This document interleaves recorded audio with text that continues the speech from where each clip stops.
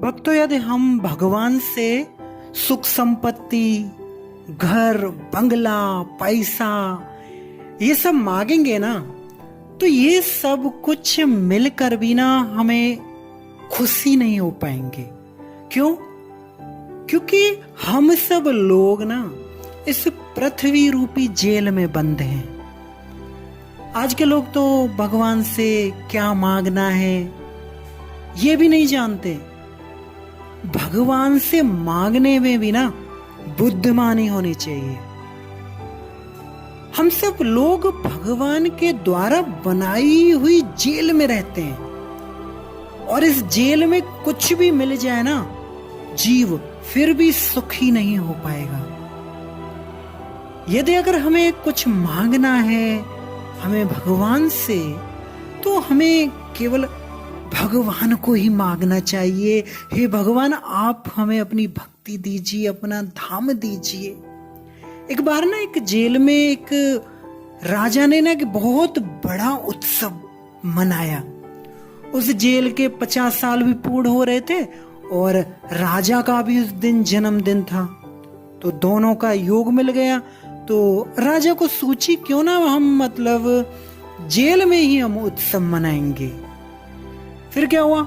राजा ने कहा कि सब कैदियों को बुलाओ, अब मैं सबकी इच्छा पूरी करूंगा। तो वहां पे बहुत बड़ा पंडाल लगाया गया जेल के अंदर, और राजा बैठ गए और जो कैदी हैं वो सब लाइन में आ गए। एक के बाद एक कैदी आ रहे हैं। पहला कैदी आया तो राजा ने पूछा कि आपकी क्या इच्छा है। यानी कि आप ध्यान से सुनना, राजा पूछ रहा है कि आपको क्या चाहिए। तो पहले कैदी ने कहा, महाराज जिस दिन से ना इस जेल में आए ना हम, उस दिन से ना मात्र खिचड़ी खाने को मिल रही है। अरे खिचड़ी खा खा के पेट भी थक गया है। अरे कुछ हमको कुछ पाव भाजी, कुछ पिज्जा वगैरह कुछ ऐसे अच्छे खाने पीने मिल जाता तो महाराज मजा आ जाता। राजा ने कहा कि ऐसा करो, अब इसके लिए भाई जेल में एक होटल खोल दो, क्योंकि राजा भी खुश था, जन्मदिन था राजा का, अब तो खूब खाता रहेगा। खोल दो इसके लिए जेल में ही एक होटल। दूसरा कैदी आया, आपको क्या चाहिए? वो बोलता है कि सरकार, जिस दिन से महाराज मैं इस जेल में आया हूं ना, एक ही कपड़ा पहनने को बार बार मिल रहा है, और एक कपड़ा पहन पहन के ना मैं थक गया हूं। अब तो इस कपड़े में से भी बू आ रही है, कोई अच्छा सा कपड़ा दिलवा दीजिए महाराज। राजा ने कहा कि इसके लिए ऐसा करो, जेल में कपड़े की दुकान खोल दो, जी चाहे पहन लेगा। अब तीसरा कैदी आया, राजा कहता आपको क्या चाहिए? बोले महाराज जिस दिन से जेल में आए ना, सुबह से शाम तक काम करना पड़ता है, पत्थर तोड़ने पड़ते हैं, और पगार कितना मिलता है? पगार में कुल 50-100 रुपए मिलते हैं महाराज। अरे कुछ मुझे थोड़ा पैसा मिल जाता महाराज, थोड़ा। राजा बोलते कितना कितना पैसा चाहिए? तो वो बोलता है कि महाराज 5 लाख रुपए मिल जाते। राजा कहता है कि खुश हो गए। राजा तो खुश थे, बोले इसको चलो इसको 5 करोड़ रुपए दे दो। तो अब चौथा कैदी आया, तो महाराज कहते हैं कि बोलिए आपकी क्या इच्छा है, आपको क्या चाहिए? तो वो व्यक्ति कहता है, कैदी महाराज जो मैं मांगू आप वो दोगे? राजा ने कहा, मूर्ख, हम देने के लिए ही तो आए हैं, जो चाहे मांग लो आज आपको क्या चाहिए? तो वो बोलता है, सरकार एक काम कीजिए, मुझे ना इस जेल से बाहर निकाल दीजिए। बंधु अब सच बताइए, अपनी बुद्धिमानी से बताइए, अपनी बुद्धि से बताइए कि इन 4 कैदियों में से कौन सा कैदी बुद्धिमान था? एक वो रोटी मांगने वाला, वो कपड़ा मांगने वाला, या फिर पैसा मांगने वाला?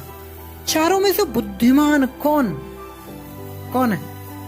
अरे उस जेल से जो बाहर निकलने के लिए कह रहा है वो बुद्धिमान है। तो भक्तों ये कैदी कोई और नहीं है, ये कैदी हम हैं और वो राजा कोई और नहीं है, वो राजा भगवान श्री कृष्ण हैं।